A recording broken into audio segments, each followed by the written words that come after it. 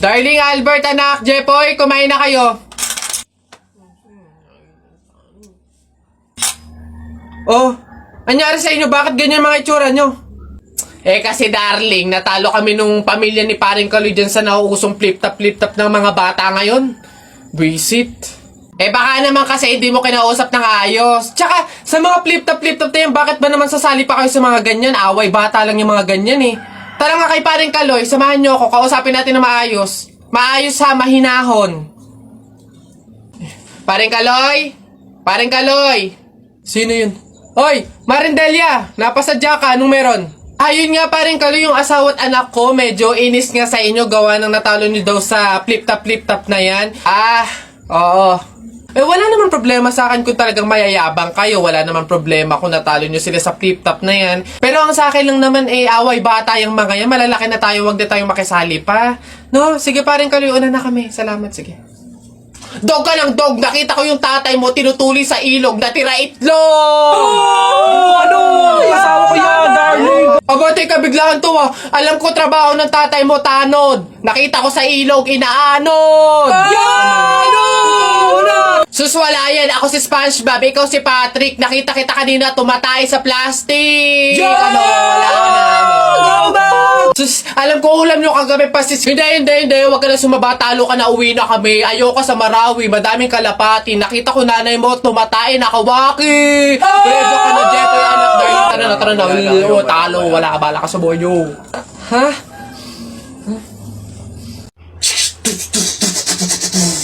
Tapol!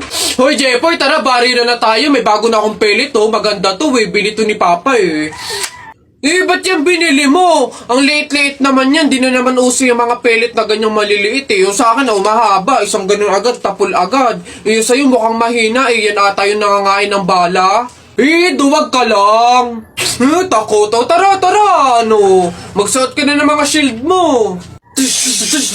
Tapol! Hay, tumigil-tigil nga kayo sa barilan nyo pag kayo nakamat at naka-hospital pa kayo, sinasabi ko sa inyo. Hoy, Jepoy, magkano naging pera mo nung bagong taon? Madami akong naging pera. Nung nagpanabog sa amin, dami kong napulot na barya Tapos meron pa 100, may 20, tsaka 50, ba't ang yabang mo? Parehas lang naman tayo. Ganyan din naman yung naging pera ko nung bagong taon. Yung sa akin nga, iipunin ko para may pambili ako ng madaming pellet, tsaka sapatos, tsaka damit lalo sa akin. Lalagay ko pa nga sa alkansya para maipon na maipon. Dumami pa lalo yung pera ko Bili na kayo. Scramble! Hoy, scramble! Tara, bili tayo! Tara! Isa, mudawa, ruta. Hay! Mga bata kayo, alauna na ng hapon. Magsitulog na kayo. Hala, Nay, di pa ako inaantok Oo nga, Nay, bukas na lang. Ayan. Kaya hindi kayo mga nalaki, puro kayo laro Patulog kayo doon. Sinasabi ko sa inyo kung ayaw nyo mabuntal. Babantayan ko kayo, ha? Sinasabi ko sa inyo.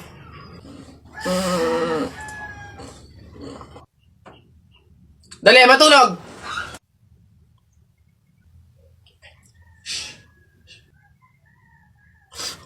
Ayun.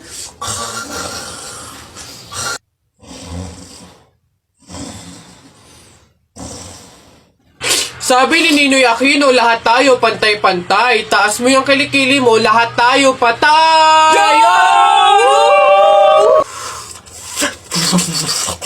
T-shirt mo puti, sapatos mo puti. Ikaw na yung nandyan, pero di ka pinili! Hay! Anong sinabi ko sa inyo? Uwe! Itong mga bata.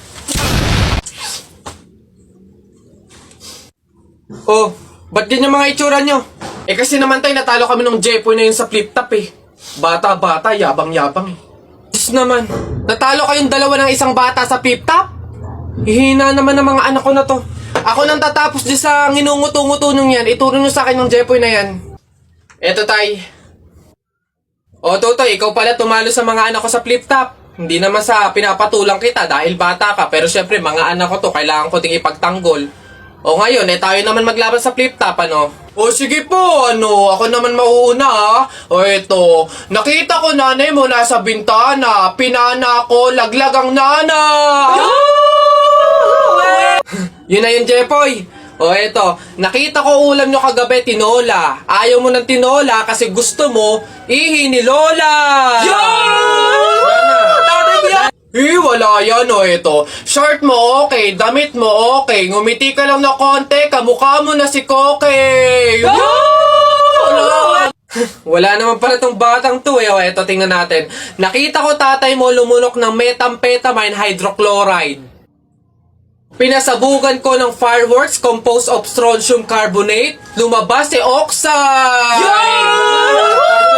Ang daya naman! Bakit parang pang matatalino na yung mga flip-top nyo? Sus, wala ka lang eh. Oh, bilang panghuli, dahil alam kong talo ka na, nakita ko nanay mo sa wish ko lang. Eto ko langot, sa'yo na lang!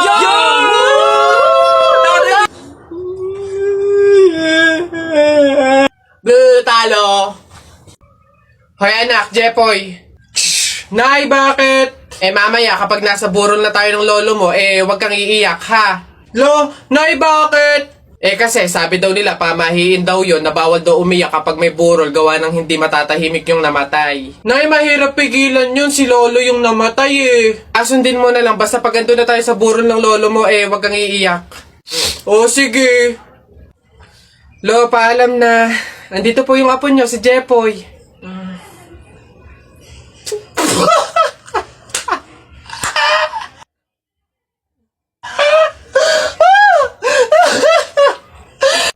Hoy, Mark Jun, Alex, may tanong ako. Anong gagawin nyo kapag kayo na lang tao sa mundo? Dali-dali, basta sasakay ako sa mga Ferrari, sa helicopter, tsaka sa mga eroplano. Tapos okay lang kahit ibangga ako kasi wala na namang mga pulis lalo sa akin. Pupunta ako sa Star City tapos sasakyan ko lahat ng mga rides doon. Ikaw na nga lang mag-isa Sino magpipindot nun? Ayo nga. Ayun na yung sa inyo basta ako wala namang makakakita sa akin. Maguhubad ako. Ay, boss! Kanin pa nga! Dito! Diyos ko, ito na naman itong mga to. Bubulos na naman. Singkarang sisiba kumain ang tatakaw. Pang 50 at ang kanin na nila to. Diyos ko. Hello again! Ito pa yung mga kanin nyo. Ayan. Ito pa. Okay. Ay, wait lang, boss. Dito pa pala sa kasama ko mga 5 kanin pa. Tama na naman! Ang sisiba nyo kumain ang tatakaw nyo Tirahan nyo naman yung iba, no? Baka maubusan. Parang mga hindi kayo nakain. Kanina pa kayo dito, Diyos ko po, ang litsan, walang kabusugan. Uwi! Diyos ko, dito na tumira Teka, nasan manager nyo? Ganito ba mga empleyado dito? Eto naman si Sir, hindi mabiro. May 3 kaban pa dun sila saing lang. Wait lang. Masyado ka naman seryoso masyado. Gusto nyo lahat ng kanin dito, iuwi nyo na. Ha? Wait lang, teka lang. Dadalhin ko dito pagkasaing, ha? Sige. Ay! Diyos ko! Sabaw na naman to, panigurado. Wala na nga sabaw, hingi pa ng hingi. Tignan natin ngayon. Hello, sir, again and again and again and again. Ito na po sabaw nyo. Yan. Sarap niyan. Salamat.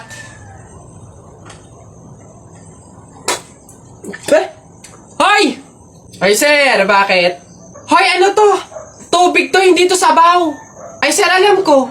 Ang usapan kasi, sabaw. Hindi klase ng sabaw. Aba, bastos to. Palitan mo to. Sasabi ko sa'yo, palitan mo to. Ay, wow!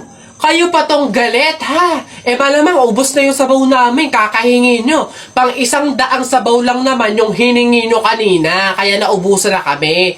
Kapal naman ito. Buto-buto na nga yung ulam nyong manok. Para lang mapakinabangan nyo yung only rice namin. Kaya ka nagsisabaw dyan.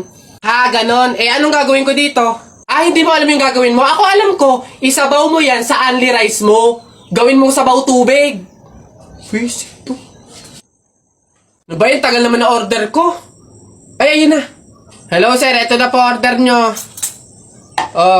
Ayan. Ayan. Okay na po, 812. Hoy, teka, halika. Ay, sir, ano yun? Bakit dito ako kakain sa dahon ng saging? Paltan nyo to. Nasaan ba yung manager nyo? Tawagin nyo nga. Ay, sir, good day po. Ano pong problema dito?